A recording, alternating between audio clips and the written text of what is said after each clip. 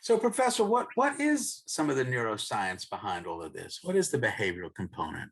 Sure. Well, as you recall, Joe, you and I met a little more than a year ago when we were on a panel regarding the psychology and science regarding humor.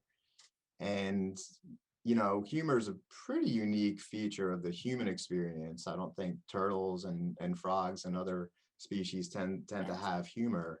And there's a lot to it. There's a lot to unpack. And I think it's a very foundational part of human social interactions.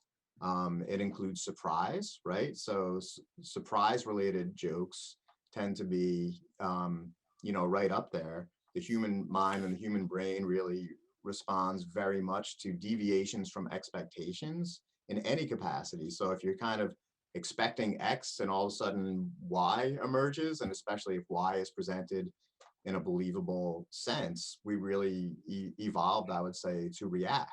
So if there's something very different than what was supposed to happen, our minds are super sensitive to that. A lot of neuroscientists do what they call oddball tasks, where they look at brain waves when someone's looking at the same stimulus, and then they change the stimulus just a little bit, and suddenly there's a huge shift in a variety of brain waves, suggesting that the brain really is highly attuned to, wait, that wasn't supposed to happen. And a good prank has exactly that attribute, that someone's expecting this, and all of a sudden it's like, oh, noodles, it's this instead, and now I got to deal with that.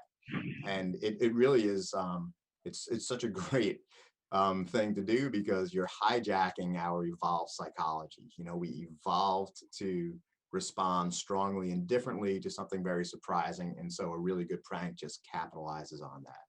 That's fascinating. Yeah, absolutely. Because our brains are designed to compare sets of information. Something is unexpected, we absolutely alert to it.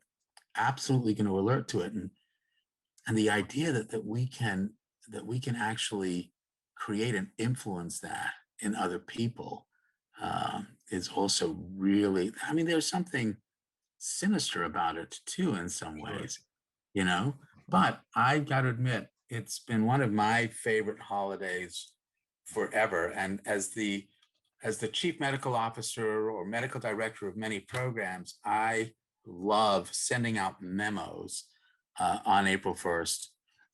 One of them was at High Point, when I was medical director at High Point, which is an addiction treatment program. I sent a memo out from the head of our whole division saying, we think that there's actually something really quite hypocritical about this, and it's not people's high point at all.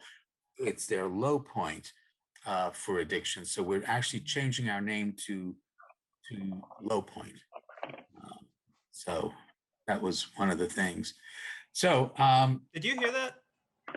What was that? Someone on the phone? Ben, did we get a caller? Hello. We have a caller Hello? calling in? Yes. Welcome. You're on the Dr. Joe Show. Who are we speaking with? Oh, yeah. Hi, this is Jonathan. Thanks for taking my call. Long-time listener, first-time caller. So, first off, love your show. Feel like when I listen to 660 The Fan, you guys are literally talking about me, the fan. So, wanted to talk about the New York Jets. They don't know how to draft the quarterback to save their life. The last time they had anyone respectable was Joe Namath, and I'm pretty sure he could still throw out, Sam Darnold. Yeah, we'll take a guess. Since 2014, how many times do you think the Jets have drafted a quarterback? Go ahead, take a guess. Go ahead. 5 times. 5 times. Considering I've been a season ticket holder for several years, I think that they refuse to answer my emails. I'm hoping to hear my voice on this brilliant sports talk radio show. I'll hang up and listen. Thanks so much. Goodbye. Whoa. I think he got the wrong show. 660 The Fan. He thought he was calling 660 The Fan. But that's really interesting about Joe Namath. And well, he was the last good quarterback from the Jets. So sorry about that, caller. But I think you probably need to check your phone number, because well, he's listening to 660 Fan, so I don't think he hears you. Oh. What is 660 Fan? That's a big sports radio station out of New York City, like the biggest in the world. Out of New York City? Yeah, it's a New York City sports call-in radio. They just yell at each other. It's classic stuff. Seems like he kind of missed the genre and the city as well at the same time, that guy. Yeah.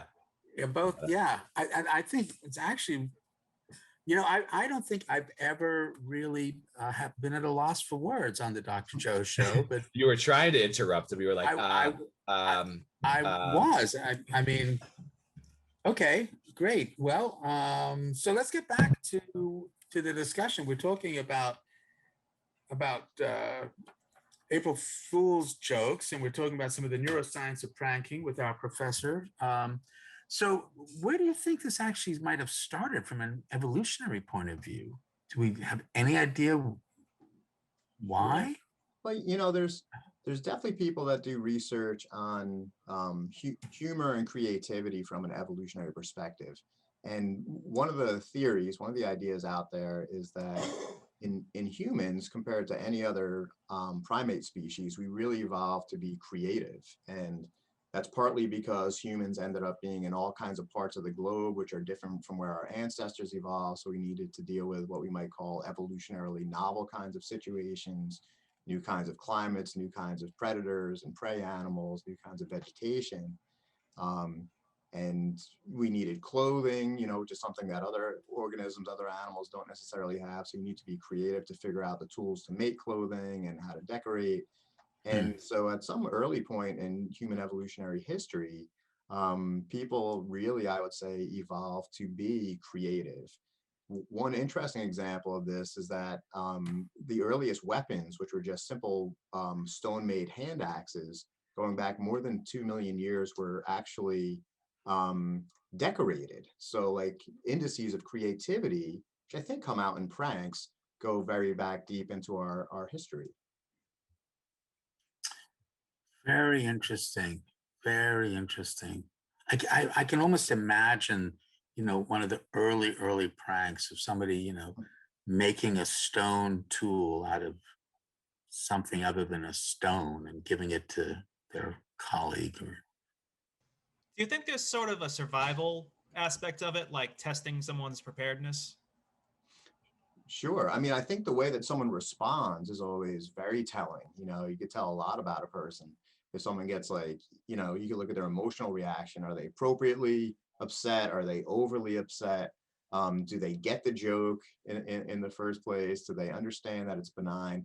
Maybe it kind of helps people sort of stay connected with one another as well. There's one prank that I do. It's always the second day of my class, no matter what the class is. And I start class by saying, any questions before the exam? Students who've had me before, they just groan and they kind of know it. And all the other students look at each other like, oh my God, what's going on? But then we just kind of downplay it and diffuse it. And I think students kind of generally take that as, okay, this is going to be like a fun, not super pressure kind of course situation, And I certainly use humor a lot in my work with patients. I mean, a lot. I mean, one of my favorite lines is, somebody will say, well, my other psychiatrist never listened to me. And I'll say, what? My other, I'm kidding. And they sort of diffuse. Right. But absolutely. It's definitely a diffusing process when you utilize humor properly, right? Yeah. Oh, absolutely. It's that humor, connectedness you're talking about. Yeah, and it does, if it's used correctly, it can really shift a brain from anger to humor. I mean, it's really interesting. I say this story multiple times. I hope my wife Carol doesn't mind, but we've been married a long time, and we really don't argue very much, but we had a very rare argument. And somewhere in the middle of this argument, Carol turns to me and she says, well, I'm sorry I make your life so miserable. Now, I'm just saying to all the husbands out there and people with partners, this is a very dangerous moment. Right. Because you have to choose your response very carefully. So she says, I'm sorry I make your life so miserable. And I said to her, I never said you made my life miserable. Which point Carol says, well, we'll see about that. It was great, and we started laughing. I mean, it was just great. The timing was terrific, and I think my kids, really know and have used humor a lot. It's such an important part. But pranking takes this humor to a different sort of level because who's really enjoying this joke? Right. I mean, the person who's being pranked, if they've got a good sense of humor, they'll enjoy it later. But at that moment in time, it can be startling. Today at my job, I'm Chief Medical Officer of Riverside Community Care, and I had our quality manager, our Vice President of Quality, was able to get a memo out for me. So if it had come from me to our leadership team, no one would have believed it because they know me. But coming from her, it starts off saying, in this time of COVID, we really had to expand our services, and we are now all over the state. And the name Riverside doesn't really reflect what we are doing anymore. So we want to thank everybody who's written into the Rename Riverside Task Force, the different choices, and we've cut it down to 3. We're either going to be Oceanside because we really have expanded to the shores, Mountainside because we've expanded all the way up north and over west, or Lakeside because we really are helping people on so many of the lakes throughout Massachusetts. And in our leadership meeting this morning, because they all got it last night and they were asked to choose for this morning, people were saying things like, we can't do this. I mean, there's a branding thing. There's all sorts of insurance things that are going to be happening. And somebody else who was, part of our marketing said, I don't know why they didn't select me for this committee. I'm really kind of annoyed they didn't select me for the committee. And within a few minutes, people started really learning.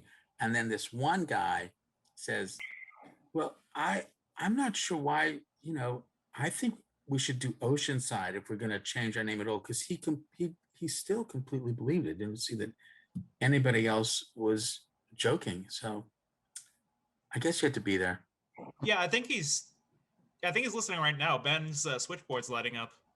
Ben says we have another caller. Yeah. That's unusual. Hello, you're on the Dr. Joe Show. Yeah, hi, am I on the air? Yes, you're on the air. Come on. Hi, you're on the Dr. Joe Show. God, geez, thanks so much for taking my call. Listen, I'm really peeved. I'm really peeved. Here I am, sitting in my bubble for months on end, anticipating opening day baseball for the New York Mets. And what happens? The game is postponed because some bozo decided to go and catch COVID. I swear to God, if the New York Mets could catch fly balls like the team catches COVID, we do World Series champs tomorrow. I mean, I'm not even talking about like a complete 162 game season. I'm talking end of the season tomorrow because the Mets are so good at catching fly balls. You see my analogy? I swear, we got to get the team from 1983 back together. Sure, they finished 6th in the NL East, but I tell you, Ron Hodges and Mookie Wilson were some of the best players to play the game. We got Ron and Mookie back out there. We're going to be going places. Yeah, I know. They're like ancient mummies or something, but I swear, they'd bring a spot to the team and they sure as hell wouldn't get no COVID. I'm going to hang up and listen. Thanks a bunch, guys. One sec, wait, before you go. Wait. Was that Adam Sandler? I like the hang up and listen part. Did our number get changed or something? Like, why are we getting New York callers? Ben, what's going on in studio there? How come we're getting these callers from New York? WFAN. I don't know. It's absolute pandemonium in here. All I know is that of the 5 slots I have available, 7 of them are blinking. I don't even know how the last 2 are possible. Well, that's a technical foul. Possibly a homicide. Well, I can't help wondering what's going on there, Ben. Is this something that are you pulling this on us, Ben? Hey man, my jokes are practical, not technical. Okay, well, I'm going to tell you something that's really quite practical at this time, and I know that it's going to just throw you off a bit, but I think we should take a practical break so that our sponsors who are not doing any April Fools at all can tell us what they're offering and hopefully bring us back a little bit of sanity. Ben, I know it's only 8:28, but how about we take a commercial break just for the heck of it? Stretch the kindness, rush with madness. Is it sadness or just a show? Then